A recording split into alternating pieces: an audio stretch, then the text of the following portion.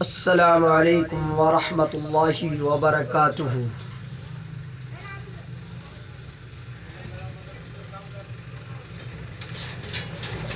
الحمدللہ وکفی وسلام علی عبادہ الذین اصطفی، اما بعد۔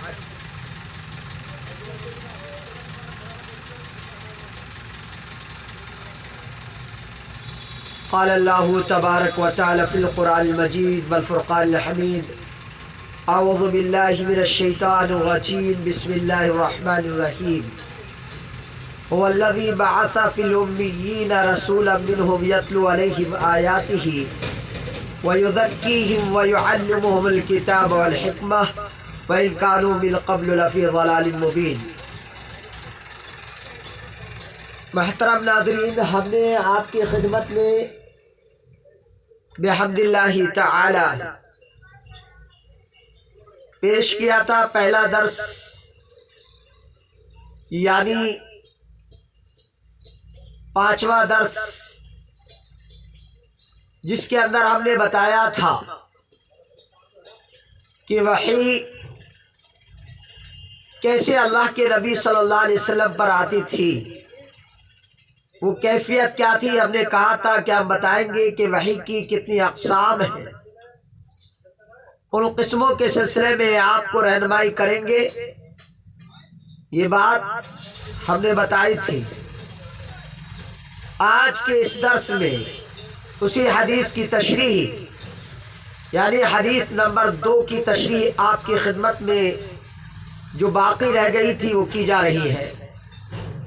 محترم ناظرین و ناظرات، سامعین و سامعات، طلباء و طالبات،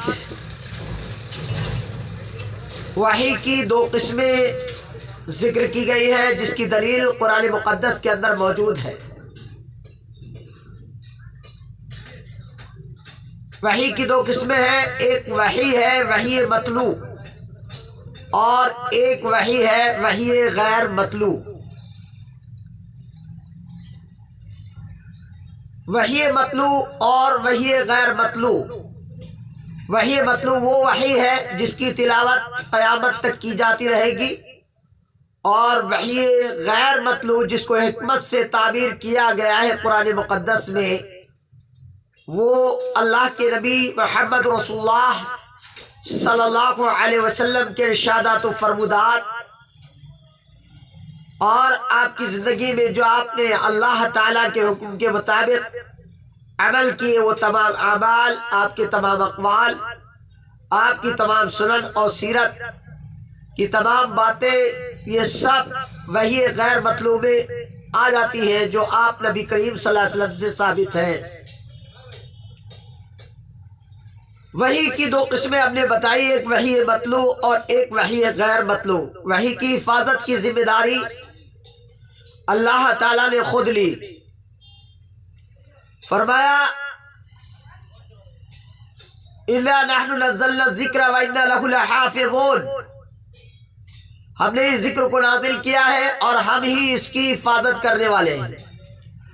اور یہی نہیں بلکہ دونوں قسم کی وحی کی حفاظت کی ذمہ داری اللہ نے خود لے لی، اور کتاب اور حکمت کی باتیں اس امت کو اللہ تبارک و تعالیٰ نے اپنے نبی کریم صلی اللہ علیہ وسلم کے ذریعے سے سکھا دی اور بتلا دی،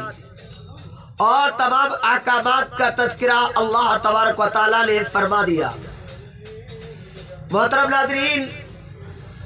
اس 1400 سال کے عرصے میں جس طرح قرآن کریم کی خدمت و حفاظت کے لیے حفاظ، قراء، علماء، فضلاء اور مفسرین پیدا ہوتے رہے، اسی طرح احادیث کی نبوی کی حفاظت کے لیے اللہ تبارک و تعالیٰ نے محدثین کے معزز گروہ کو، یعنی امام بخاری رحمہ اللہ اور امام مسلم رحمہ اللہ اور دیگر تمام محدثین اکابرین کو اللہ تبارک و تعالیٰ پیدا کرتا رہا، اور اس طرح اللہ کے نبی صلی اللہ علیہ وسلم کی احادیث کی بھی حفاظت اللہ تعالیٰ کرتا رہا۔ یہ وہ پاک گروہ تھا جس نے احادیث کی خدمت کو اپنا شیوا بنا لیا تھا، اپنا اسوہ بنا لیا تھا۔ یہ وہ پاک گروہ تھا جنہوں نے علوم نبوت کی وہ خدمت کی قیامت تک امت ان کے احسان سے عہدہ برآ نہیں ہو سکتی۔ حدیث نبوی صلی اللہ علیہ وسلم ہے کہ اگر دین ثریا پر ہوگا تو آل فارس سے کچھ لوگ ایسے پیدا ہوں گے جو وہاں سے بھی اسے حاصل کر کے رہیں گے۔ بلا شک و شبہ یہ وہی محدثین کرام امام بخاری رحمہ اللہ اور امام مسلم رحمہ اللہ وغیرہ محدثین کرام ہیں جنہوں نے احادیث نبوی کی طلب میں ہزارہ میل پیدل سفر کیا اور بڑی تکالیف برداشت کر کے بڑی پریشانیوں اور مصائب اور مشکلات کا شکار ہو کر اس کے باوجود انہوں نے اس کی خدمت کی اور اس علم کو ہم تک پہنچایا۔ اور لیکن صد افسوس کہ آج 14ویں صدی میں کچھ لوگ کلہ احادیث کا انکار کرتے ہیں اور محدثین کرام پر پھبتیاں اڑاتے ہیں اور ان کا مذاق اڑاتے ہیں، اور کچھ ایسے بھی پیدا ہوئے کہ ان کے احترام کا دم بھرتے ہیں اور در پردہ ان کو غیر ثقہ قرار دے دیتے ہیں، یہاں تک کہ ان کی شان میں نعوذ باللہ توہین کر بیٹھتے ہیں۔ ایسے بھی مرتکبین موجود ہیں، انہیں ان کی خدمات، انہیں ان کے حالات اور ان کے معاملات سے کوئی فکر نہیں، انہیں تو بس اپنی زبان چلانی ہے، چلا دی۔ لیکن محدثین کرام نے اس کے لیے دور دراز کے سفر کو طے کر کے اس علم کو ہم تک پہنچانے کی بھرپور کوشش کی اور اسی امانت کے ساتھ ہم تک پہنچائی جس امانت جو امانت ان سے تقاضا کر رہی تھی۔ الغرض ہم نے بتایا تھا کہ وحی کی کئی صورتیں ہیں اور علماء نے کئی صورتیں ذکر کی ہیں، کچھ علماء نے 7 شکلیں ذکر فرمائی، کچھ علماء نے 5 ذکر فرمائی اور کچھ علماء نے 4 بیان فرمائی ہیں۔ 4 صورتیں جو بڑی مشہور اور بڑی معروف ہیں وہ ذکر کی گئی ہے کہ اللہ پاک نمبر 1 اللہ پاک براہ راست اپنے رسول سے خطاب فرمائے، نمبر 2 کوئی فرشتہ اللہ کا پیغام لے کر کے آئے، نمبر 3 یہ کہ قلب پر دل پر کلام کو ڈالا جائے، القاء کیا جائے، خواب دکھائی دے۔ یہ 4 صورتیں احادیث نبوی صلی اللہ علیہ وسلم سے بھی نوٹ کی گئی ہیں اور اس کے علاوہ بھی کئی صورتیں علماء نے ذکر فرمائی ہیں جن کا تذکرہ شروع احادیث میں آپ کو مل جائے گا۔ محترم ناظرین، اصطلاحی طور پہ لفظ وحی کا جو لفظ ہے صرف پیغمبروں کے لیے بولا جاتا ہے۔ اس لفظ کا استعمال بے معنی الہام بھی ہوا ہے، اور الہام عام جو دوسرے نیک بندوں کو بھی ہوتا رہتا ہے، یہ الہام عام ہے جو دوسرے بندوں کو بھی ہوتا رہتا ہے۔ قرآن مجید میں جانوروں کے لیے بھی اس لفظ کا استعمال بے معنی الہام ہوا ہے، جیسا کہ اللہ تبارک و تعالیٰ کا یہ قول ہے وَأَوْحَى رَبُّكَ إِلَى النَّحْلِ، سورہ نحل آیت نمبر 48 میں یہ بات مذکور ہے۔ اللہ تعالیٰ نے وحی کی کس کی جانب؟ نحل، شہد کی مکھی کی جانب، وہاں اس کے دل میں اللہ تعالیٰ نے بات کو ڈالا، اس پر الہام فرمایا۔ اس لفظ کا استعمال بے معنی الہام کئی جگہ پر ہوا ہے۔ حضرت مریم علیہ السلام کے لیے بھی استعمال ہوا ہے، تو معلوم یہ ہوا کہ اگر غیر نبی کے لیے اس لفظ کا استعمال ہوگا تو وہ الہام کے معنی میں ہوگا، اور جانور کے لیے استعمال ہوگا تو وہ بھی الہام کے معنی میں ہوگا، وہ اپنے اصلی معنی وحی جو وحی مقصود ہے اللہ تعالیٰ کو اس کے معنی میں نہیں ہوگا۔ اب وحی کی مزید تفصیل کے لیے ہم ایک لمبی روایت آپ کی خدمت میں صرف آج اس کی عبارت پڑھ رہے ہیں،